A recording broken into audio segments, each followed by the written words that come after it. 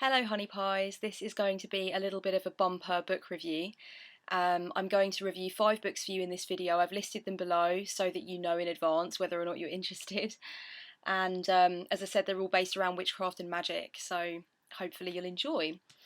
I've read these books over the past few months or so my memory on some of them is not going to be as strong as on others, but I can give you a basic idea of how I found them and make some recommendations for you. The first one is Nocturnal Witchcraft, Magick After Dark by Konstantinos. Um, this one I was mixed on, to be honest with you, and I started skipping around in it a lot as well because some of it wasn't really relevant to the area that I feel I'm currently at within witchcraft, so not all of it was completely relevant to me. I wasn't, for example, so interested in his sort of long and in-depth descriptions of the various different nocturnal witchcraft, nocturnal rituals that you should be doing, and so on. I very much found my own way now. I've found the way that I like doing things, so although I'll kind of skim read out of interest, it won't be one of my main concerns. This book opens with something that kind of left me feeling a little unsure. There's a part right at the front of the book where he talks about the 4 soul types. He describes them as being good light, evil dark, and good dark. And these are the 4 basic soul types that he's come up with. And it's kind of a personal perspective, but it left me feeling a little unsure of his credentials with regard to talking about those psychological concepts, and it seemed very black and white, pardon the pun. It seemed very basic and it didn't seem very considerate with regard to the fact that people are so different and the psyche is so complex, and I really don't think anybody can be boiled down into one of these 4 soul types. I'm not going to go into any detail on what that was about, but as I read further through it, I kind of thought, this is not my cup of tea. This is a guy kind of splitting all of the personalities on Earth into 4 basic soul types, which don't seem to take into account a great many of the psychological concepts and thoughts that I've read about. And I've not read about psychology extensively, but I don't think that it had any place in this book, and it kind of made me feel a bit on edge, but I continued. What did I like about it? I really liked the chapter that he has on scrying. I thought that was great. I really enjoyed that. I enjoyed the way he talked about scrying the night sky itself, just scrying the darkness itself. A lot of people talk about wanting to use a portal into the darkness or use a portal into another realm when we're talking about witchcraft, which is more left-hand path, if you like. They talk about needing that portal and using things like an obsidian mirror and things like that, but I think it's very often left out, this idea that we can in fact just scry the night. So that was very expansive for me. I enjoyed that quite a lot. I found there were quite a lot of weird rules in this book. For example, when he talks about how to set up an altar for dark witchcraft, he's very specific about, you need a black altar cloth and you need black candles and you need black this and silver that kind of thing. And it made me feel that he's looking at concepts like dark witchcraft, black magic, the left hand path, etc. He's looking at them from a black and white perspective, a monochrome perspective, and thinking that things like the presentation of your altar really has anything to do with getting in touch with the dark side of the self, or with source, or whatever you want to call it.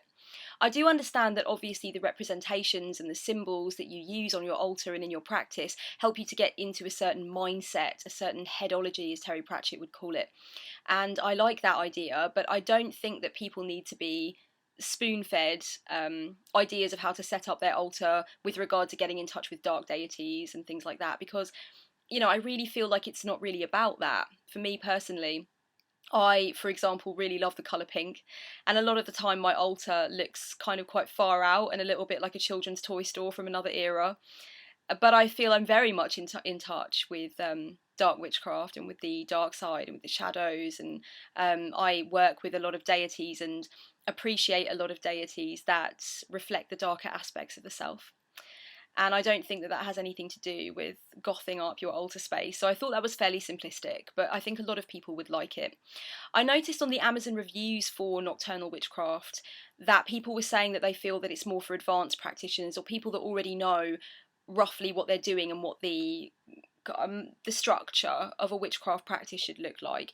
I can't really comment on that because, as I said, I thought some parts of it were fairly simplistic, but I do think that he talks about things like the symbolic realm of the shadow, illusion, death, and focusing on mortality in the path and things, rebirth, the mysteries of the unknown. So I think really what people are saying is that it's more heavy content in terms of what he's encouraging you to get involved with. And I think that's why they might say that it's for advanced practitioners. I read a few other things to do with his certain rules and regulations which I didn't feel had any grounding behind them. For example, I'm sure at one point in the book he talks about how you should only call on Kali if you're in dire need of her. Kind of making out like she's not a deity that you'd want to screw around with unless it was really necessary. And I found that kind of a shame. I always find it a shame when people write about deity like that. I mean, for myself, I don't personally believe in interventionist personified deity. I'm not a hard polytheist, and I suppose for hard polytheists that kind of warning would be more extreme.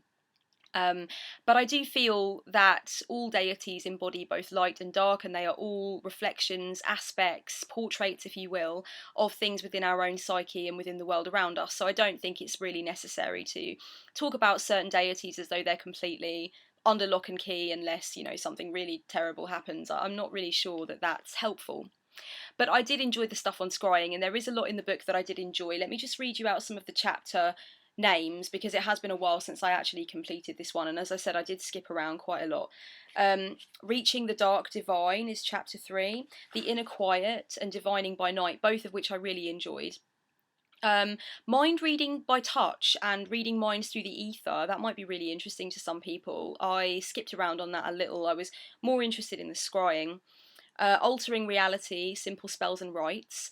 I do feel that he has a kind of a Wiccan agenda when it comes to the rituals and the spells that he describes, but that's not really a problem for me. I love the way Wiccan ritual is set out, and I love the idea of the tools and the corners and things like that. So I really enjoyed that, but just be aware that I don't know whether or not he's currently Wiccan. I mean, the first chapter is called Wicca by Night, but I don't think he makes any definitive definitive statement in the book that he is Wiccan, so I'm not 100% sure, but it does have kind of a Wiccan feel, the rituals do. But I'm really outside of the box with my ritual and spellcraft, so to me most things I can instantly detect kind of a Wiccan flavour, because I feel like a lot of my stuff has gone so far out of the box now that it's probably never going to get back in there. But I really, on the whole, it was half and half for me. At one point I was going to give up, but I didn't, and I'm glad that I didn't. And I really think that some of his ideas on scrying and some of his ideas on how to use the night to really get in touch with those parts of the psyche that are less available to you are really, really good. It was a good read.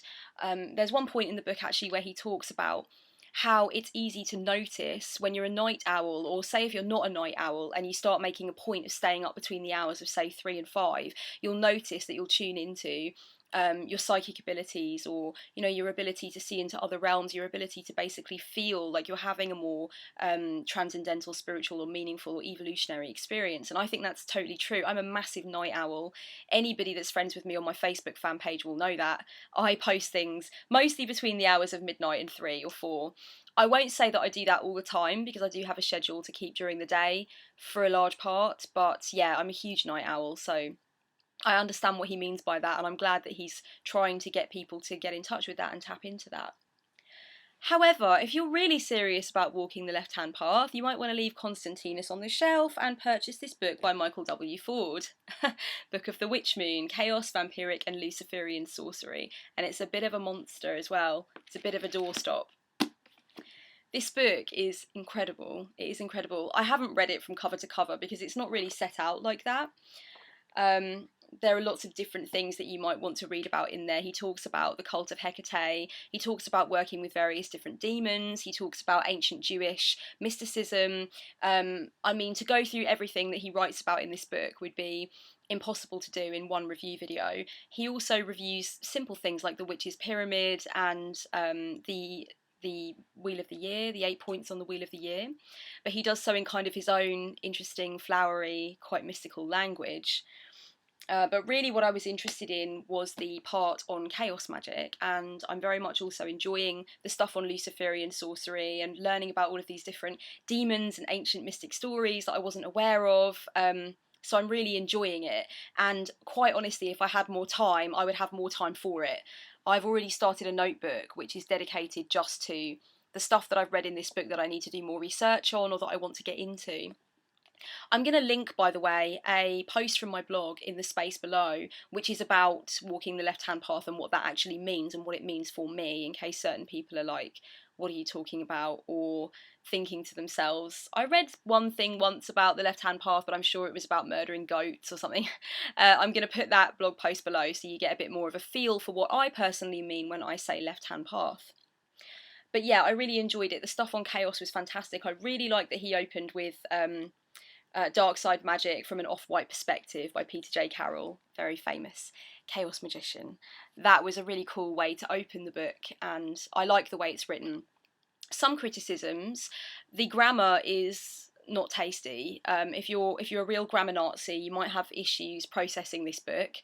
What I found it was helpful to do was work with highlighters or post-it notes. So if I was really feeling overwhelmed by it, or if my mind was overwhelmed anyway before dipping into the book, I could go back to things I found interesting and kind of break them down. I mean, it's not abominable, it's English, but there are lots of kind of commas where there shouldn't be and no apostrophes where they should be and so on. So sometimes the sentence structure can be a little problematic. The other thing I would mention is that he's very picky. He picks and chooses where he actually gives you his sources. He doesn't always reference his sources. There's no index for the sources. There is not, as far as I'm aware, a bibliography. No, there's nothing like that at the end. So sometimes he will tell you where he read things from, or where things have come from, and sometimes he just purely won't. He'll just say this and that and this is the case, and you'll be like, well, how the hell do I know that? I mean, where does that stuff come from? Where does the information come from? But I actually see this as a really good thing with Book of the Witch Moon. I really enjoyed that because it has really made me spring off into my own explorations. I've taken some of the stuff that I've read in the book down a few different avenues, and I've really learned things that I'm not sure I would have bothered to learn if there'd have been a stringent bibliography and if there had been stringent references. Because sometimes when I'm questioning whether or not I should take a piece of information to heart and really put it in my mind, I'm only concerned about whether or not it can be cited. I'm only concerned about the source. If the source is there, the likelihood is that I probably won't jump off into my own exploration and study because I'm just comfortable. Yes, that's true. You know, I'll move on from there. So I'm probably not as curious. My inquisitive nature is probably not quite so piqued as it would be by a book of this length, which doesn't actually contain all of the sources and all of the information about the source material I need to read, because in the end what I've done is I've read about a certain thing that's interested me in the book, and if there's nothing else in there about where he got that information from, I've gone online and I've just started typing stuff in, and that brings up so much interesting stuff for me. And it's like going down the hole in Alice in Wonderland. I just end up in a completely different place after a while, and that's really thrilling and fascinating too. So in a way it has kind of encouraged me to really further my study. The other thing that I will say about this book is it's worth it just for the images alone. I mean, these are the images on the back pages, and the whole book is full of beautiful symbols. I mean, it's totally like an old grimoire. It's described as a grimoire on Amazon when I bought it. It's so beautiful. Every other page just has gorgeous tattoo material all over it. And the other thing that he has in there is a lot of verses, a lot of rituals, a lot of written verses that come from different sources or indeed from his own mind. And some of them are stunning. If you are having problems writing meaningful ritual, then you want to get your hands on this book if you are walking the left-hand path. If you feel like there's something a bit empty about the words that you're saying, because just the inspiration that you can get from some of the verses that are in here will be well worth it. I just have to show you this one. They will be well worth it. It's absolutely chock full of verse, and you know, you don't have to take that verse and repeat it verbatim, and you don't have to accept the conceptual theory that's behind it. Just read it and it will take you to another place in terms of writing ritual. It will really sort of open you up and make you think about different things you can do to set your words on fire in the circle. A little recommendation I wanted to make for those of you who might be interested in working with magical entities or servitors. kind of created thought forms that are invented by you from your psyche to complete a task or to protect you against something, and then invested with your energy and so on, and made into their own energetic form. I would really like to recommend this book, Creating Magical Entities, by David Michael Cunningham, with contributions by Taylor Elwood and Amanda Wagner, I suppose. I should imagine that's how it's said. This is a great little book. It's really concise, it's not long, it's not a massive commitment, but for those of you looking into making servitors, if you're interested in that kind of thing, I spoke about it in my Thoughts on Magick video, and a few people did say that it was an area that they'd never even thought of before. If you want to get more into it, I would recommend purchasing this book. It's really easy to read, it's very accessible, it's got a little bit of humour to it, it's very friendly the way it's written, and one thing that I think is great about it is that the people that are writing the book talk about their own experiences of making servitors and talk about any specific problems that they might have had and how to overcome them. They talk about things like, you know, the moon phase you might want to do it on and stuff like that, the correspondences, but the best thing is this little entity creation worksheet that they've made for you, which takes you through everything that, you know, you might need to consider when you're making a magical entity. So I thought this was really great, and I just wanted to recommend it, really. I've got nothing hugely flowery to say about it, but if servitors are your bag and you're not really sure where to start, it might be a really good read for you. And lastly but not leastly, I just wanted to review Condensed Chaos and Prime Chaos by the wonderful Phil Hine. These books really, really shook me up. They really rattled my cage in a wonderful way, in the way that any true spiritual seeker wants their cage to be rattled. Okay, so I want to admit I've not finished with Prime Chaos completely yet. I'm right at the end, but I wanted to review these two together, and I didn't want to hold off any longer on this book review. So I'll start with Condensed Chaos. Condensed Chaos also has a lot of information in it about making servitors and magical entities, again, for anybody who's interested in this particular technique. And the way he writes about it is hilariously funny. One of the servitors, in fact, that he made in the past with a magical group he was part of is just epic. What the hell is it called? It's a cat on a skateboard anyway, and it helps people to move traffic when they're stuck in a traffic jam. I just thought this was perfect. I thought it was so funny. Phil Hine has a very unique voice. He's very English, and he's very he's dry and he's witty and he's a little blunt at times, and I like that about him a lot. It's a completely different bag to a lot of the witchcraft stuff that's on the shelves. I sincerely suggest that if you're bored with that, or you want to get off that conveyor belt, I suggest you get yourself some Phil Hine. If you relate to me and my videos in any way, you'll probably get where he's coming from, I think. Oh, I just compared myself to Phil Hine, how egotistical. No, no, that's not what I meant. But I just meant, you know, if you want to get the flavour and the vibe of him, then just imagine what kind of thing I'd like to read, and that's pretty much what it is. Okay, so with Condensed Chaos, he's giving you breakdowns, simple breakdowns of what chaos magic is. He talks about the fact that it is not, in fact, itself a structure. Well, it's a magical structure, but it's not got a specific premise to it. It's, how can I put this? Chaos magic is a magical approach. That's what it is. It's an approach. It's not actually a big construct that's already been pre-designed that you'll have to go into, where there are various different traditions and so on. And he really teaches you to see it as an approach. He talks about some philosophical things like magic in the material world, talking about magic not being completely transcendental, and about what you can do around you in terms of magic that one might consider to be low magic rather than high magic, which he completely debunks. He doesn't like that terminology whatsoever. He talks about ego magic, which is amazing, that chapter. I really, really enjoyed that. He talks about conquering demons and how demons are really constructs of the mind. I think that it would be wrong for me to talk too much in depth about what's actually in this book, because I think it just needs to be read. I think if you are called to read it and you're called to the idea of chaos magic, then you should read this. And a lot of people do say that there's a specific order you should read things in for chaos magic. Like you should read Spare first of all, and then maybe Peter J. Carroll next, or perhaps even go into certain works about quantum theory that have been written. And that's fine. There's always these people that have their different ideas of the chronology that you should read things in.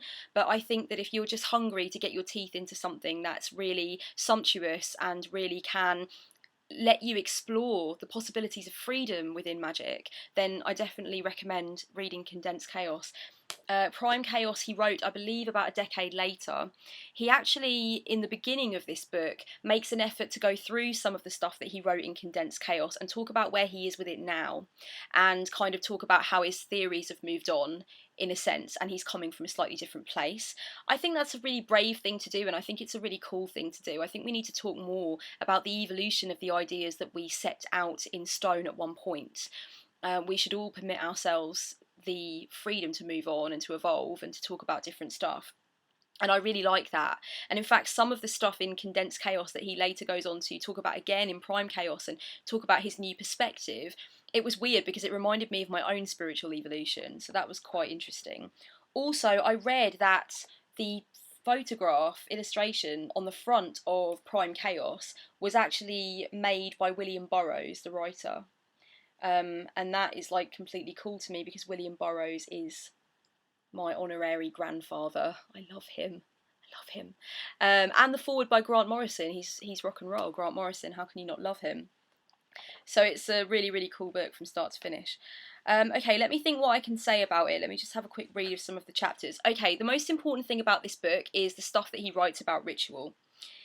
He has an incredible... The part 2 of the book is a few chapters which go into dynamic ritual, and it's like core elements of ritual, components of ritual, examples, types of ritual, invocation, evocation, and astral magics. These chapters are great. I really think that they are a fantastic read for anybody who's really invested in ritual, in witchcraft, and in, you know, using ritual as the bridge between the conscious and the unconscious. I think these chapters are excellent. I noticed Annie from Mirth and Reverence already referenced them, in fact, in her series on ritual, and it doesn't surprise me. I think it's a really comprehensive overview that comes from a very mature place, and I really enjoyed that part of it.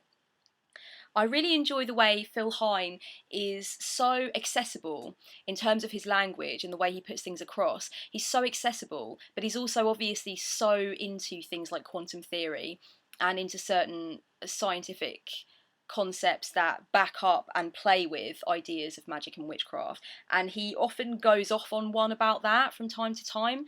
And that's fascinating for me because he presents it in a very accessible way. He's rather like, for me, the Carl Sagan of the magical world. If he starts talking about quantum theory or anything like that, I don't panic because I know that it's going to be an easy ride with Phil. He's going to explain it in a very accessible way that's going to make me feel really curious and inspired afterwards. So I really like that. And I love the way he talks, I believe in both books actually, about astral magic and creating an astral temple and so on.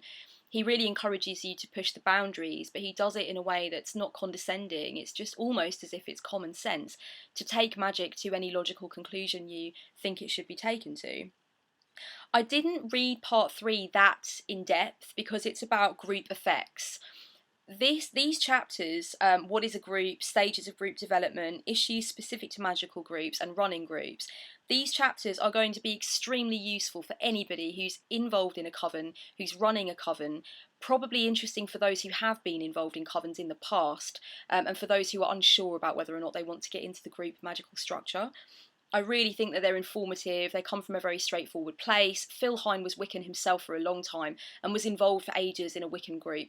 He's done group meditation with different groups. He's worked in magical groups throughout his spiritual exploration. So he has a lot to say, and he says it again in a very accessible and straightforward way. But it wasn't really my cup of tea because I'm like terminally solitary.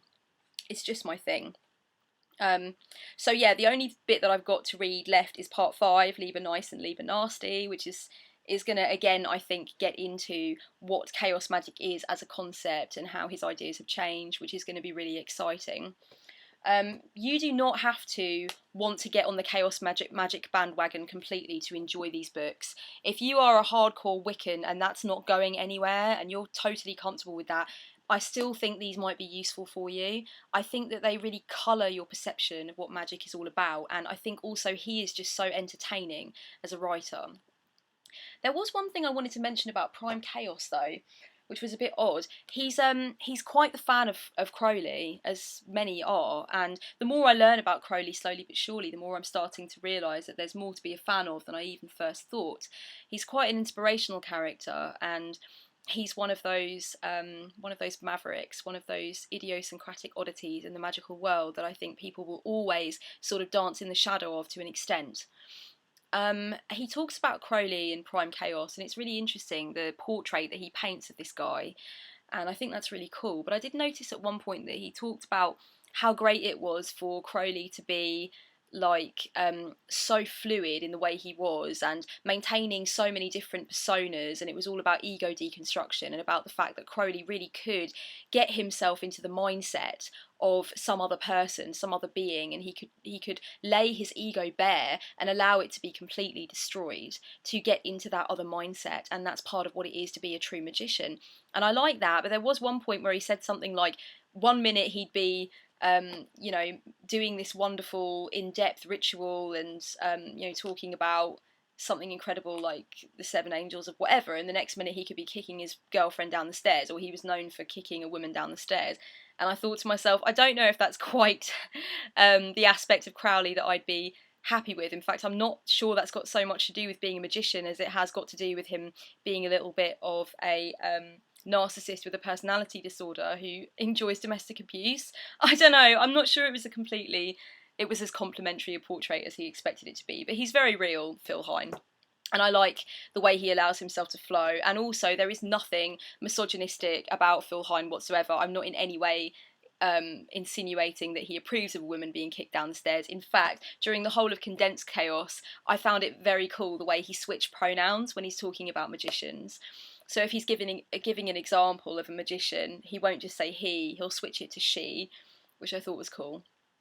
So yeah, all in all, Phil Hine's really kicked my 2013 off well and dragged me through the rest of it well. And as of now, after I finish Prime Chaos, I'm not planning any more witchcraft specific reading for the rest of the year. I'm kind of going on into a bit of a mind, body, spirit flex from here. I'll show you guys what I'm reading at the moment. I'm still on Women Who Run with Wolves. I know, I've been reading it for ages. But you know, it really is, the language is so beautiful and so dense, and the storytelling aspect of it, the Jungian aspect of using stories to look into the psyche, is quite complex in its structure. So even though I love reading it, it's a little bit sometimes like reading poetry, which for me, if I read poetry for long enough, is like wading through treacle, in a sense. I love poetry. I read poetry from time to time before sleep, but I would never just read a book of poetry through. Poetry for me is like a shot of espresso. It's not something that I want all the time. So this is actually proving difficult for me, but oh so beneficial, oh so nourishing. I wouldn't lie about that, but it's just taking me time to finish it. And I started Reveal, a sacred manual for getting spiritually naked by Megan Watterson the other night, and this is really, really gorgeous, and I can't wait to give you guys a review on it when I'm done. It's about like the divine feminine and her kind of striving to find that in herself after her dark past. It's really beautiful, and she's writing about pilgrimages that she went on and stuff, so yeah, it's amazing. I can't wait to let you guys know how that goes. Thank you for watching. If you have any questions, leave them below. If you have any recommendations, leave them below. Much love, and as always, blessed be.